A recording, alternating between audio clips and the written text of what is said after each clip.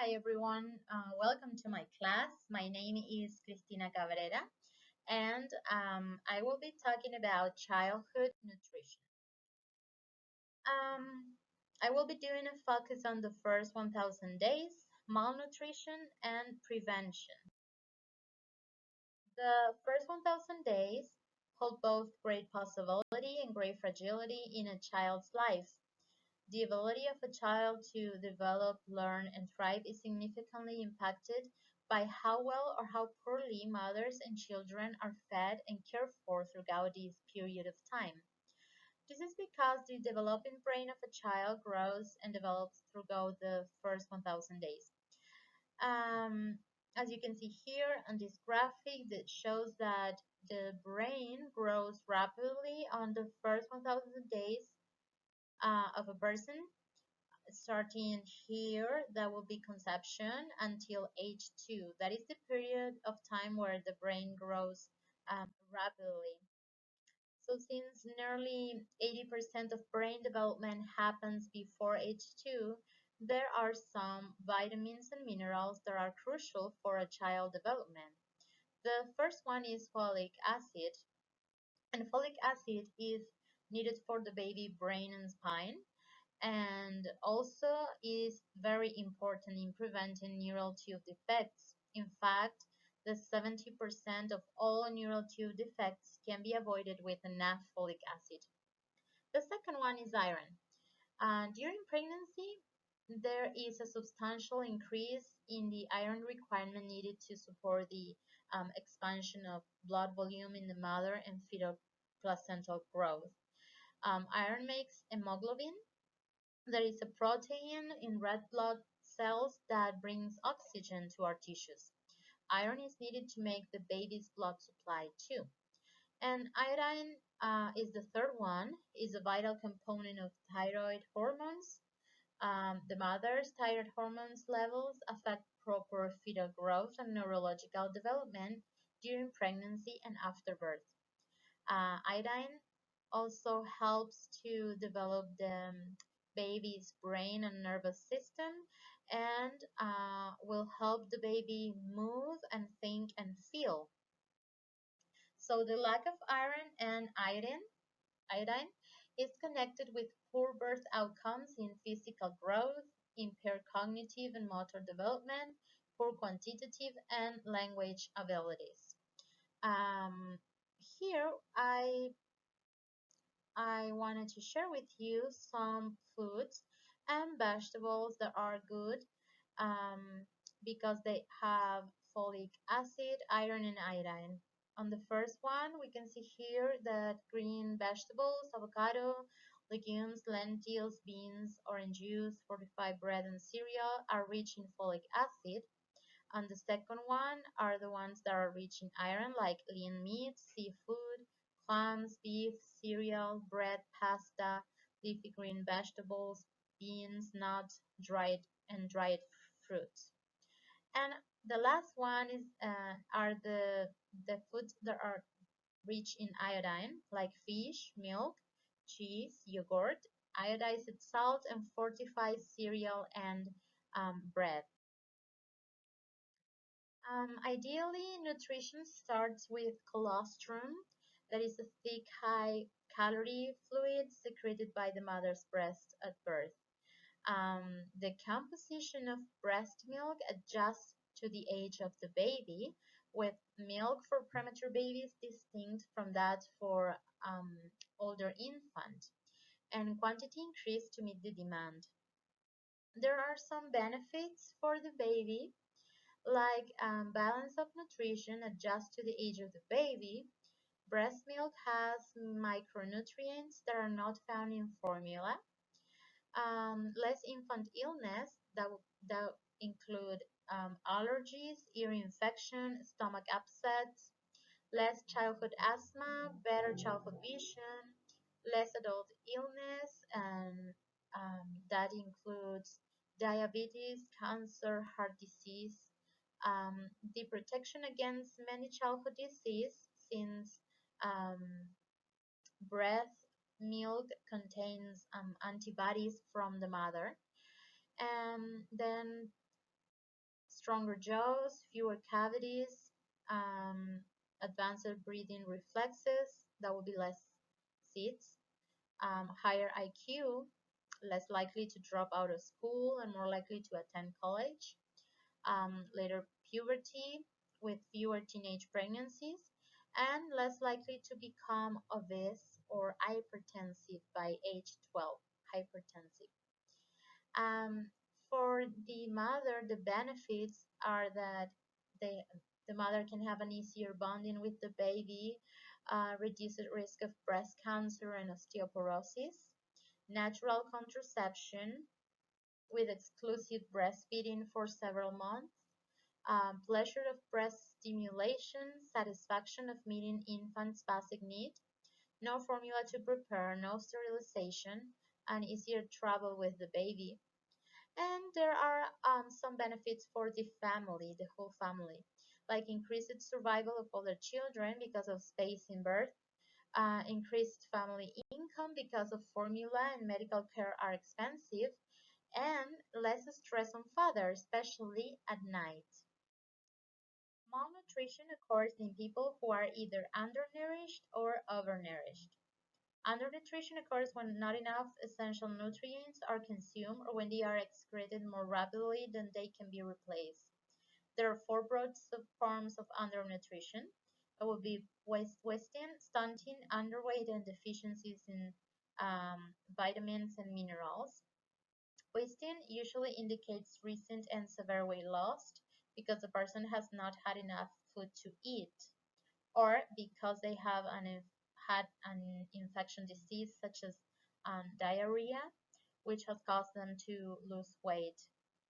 Stunting, it is the result of chronic or recurrent undernutrition, usually associated with poor socioeconomic conditions, poor maternal health and nutrition, frequent illness, or inappropriate infant and young child feeding and care in early life. Stunting holds children back from reaching their physical and cognitive potential. Regarding underweight, that is when the person is low weight for age, and a child who is underweight may be stunted, wasted, or both. The deficiency of vitamins and minerals like iodine, vitamin A, and iron represents a major threat to the health and development of children and pregnant women in low-income countries. On the other hand, we have overnutrition. Overnutrition occurs in people who eat too much, or eat the wrong things, don't exercise enough, or take too many vitamins or other dietary replacement. Um, Overweight and obesity results from an imbalance between um, energy consumed and energy expended, which means that people are consuming foods and drinks that are more energy dense, like high in sugars and fats, and they are engaging in less physical activity. Well, here we can see a graphic, some graphic that shows like globally um, the stunting, wasting, and overweight in children. We can see here on the first one that in 28 countries, at least 30% of children were still stunted, were still affected by stunting in 2022. On the second one, here the green one, we can see that South Asia has the highest wasting prevalence of any region in the world. And on the last one, that is the blue one, um, it, it shows that in 33 countries, at least one in every 10 children under 5 is overweight. Nutrition is crucial to growth, and thus a deprivation of necessary nutrients can force the body to compensate in order to survive. As indicated by stunning, stunning slows the rate of cognitive development in children.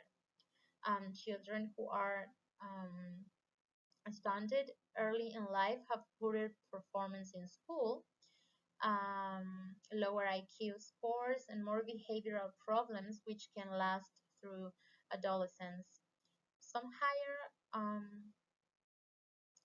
some higher order cognitive processes of the brain, including executive functions and visuospatial processing, may be more difficult to recover over time and thus delay the development during childhood years and even further.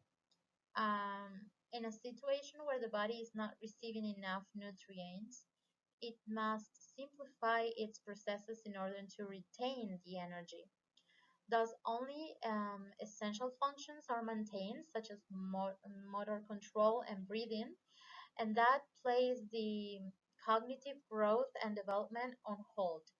This mechanism for survival, however, impacts the ability to learn and process information, preventing the children from reaching their full cognitive capacity and opportunities for human capital development.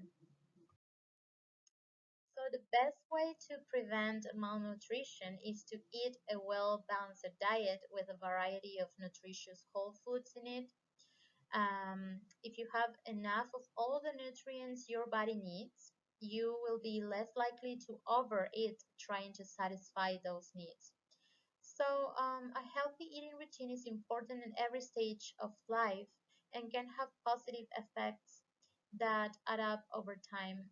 It's important to eat a variety of fruits, vegetables, grains, dairy, or fortified soy alternative and protein foods. When deciding what to eat or drink, choose options that are full of nutrients.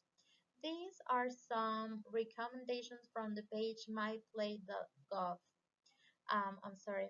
Here we can see the plate that contains fruits, vegetable, grains, protein, and like a glass representing the dairy. So the recommendation is to make half of your plate with fruits and vegetables. Focus on whole fruits and vary your veggies. And on the other half of the plate, make half of your grains whole grains and vary your protein routine. Regarding dairy products, the recommendation is to move to low fat or fat-free dairy milk or yogurt or lactose-free dairy or fortified soy versions, and choose foods and beverage with less added sugar, saturated fat, and sodium. Here we can see a chart that shows the estimated calorie needs per day by age and gender from the American Academy of Pediatrics. So on the first column, we can see the age. On the second one, the female calories per day, and the third one, the male calories per day. We can see that on the 2 to 3 years old, the female and male have the same calories per day. The same thing happened on the age 4 to 8 years old. And when we move to 9 to 13 years old, the calories per day change, being higher for male than female, and the same thing happened uh, with adolescents. Um, well, an individual's calorie needs may be higher or lower than this average estimated based on activity levels. So for children and adolescents, the reference height and weight may vary. Uh, Teaching your child how to eat healthily now means that they will be more likely to make their own healthy decisions as they get older. Here are some tips to encourage healthy eating habits. For example, these are the 5 food groups and typical minimum servings. The vegetables are 3 to 5 servings per day, and a serving may consist of 1 cup of vegetables, or 3/4 cup of vegetable juice, or half cup of other vegetable. Um, The fruits 2 to 4 servings per day, and a serving may consist of half cup of sliced fruit, 3/4 cup of fruit juice, or a medium-sized whole fruit like an apple, banana, or pear. Bread, cereal, or pasta, 6 to 11 servings per day. Each serving should equal one slice of bread, half cup of rice or pasta, or 1 ounce of cereal. A protein food, 2 to 3 servings of 2 to 3 ounces of cooked lean meat, poultry, or fish per day. And a serving in this group may also consist of a half cup of cooked dry beans, 1 egg, or 2 tablespoons of peanut butter for each ounce of lean meat. And the last one is dairy products, 2 to 3 servings per day of 1 cup of low-fat milk or yogurt, or 1.5 ounces of natural cheese. And this is my last page that has the reference and all the sites that I used to prepare this class. Thank you very much for watching this class, and if you have any questions, you can ask, and I will be happy to look for more information to answer those questions. Thank you very much, and I hope all of you can have um, a nice week.